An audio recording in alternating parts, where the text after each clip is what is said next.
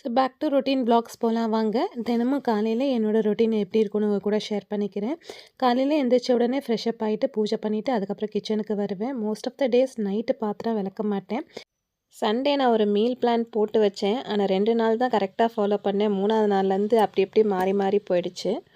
இன்றைக்கி ஆக்சுவலாக கடலைக்கறி பண்ணலான்னு சொல்லிட்டு பிளான் பண்ணி வச்சுருந்தேன். ஆனால் கடலை ஊற வைக்கவே இல்லை. காலையில் எழுந்திரிச்சு வந்தோடனே என்ன செய்கிறதுன்னு ஒரே குழப்பமாக இருந்துச்சு. எதுவாக இருந்தாலும் இருக்கட்டும்னு சொல்லிட்டு சாப்பாடை ஃபஸ்ட்டு ஏற்றிட்டேன். காலையில் பிரேக்ஃபாஸ்ட்டுக்கு தோசை மாவு இருக்குது, சட்னி அரைச்சிக்கலாம். ஃப்ரிட்ஜில் தண்டுக்கீரை ஒரு கட்டு இருந்தது. கூடவே கருணக்கிழங்கு ஃப்ரை பண்ணி கொடுத்தா பசங்க ஸ்கூலுக்கு எடுத்துகிட்டு போயிடுவாங்க.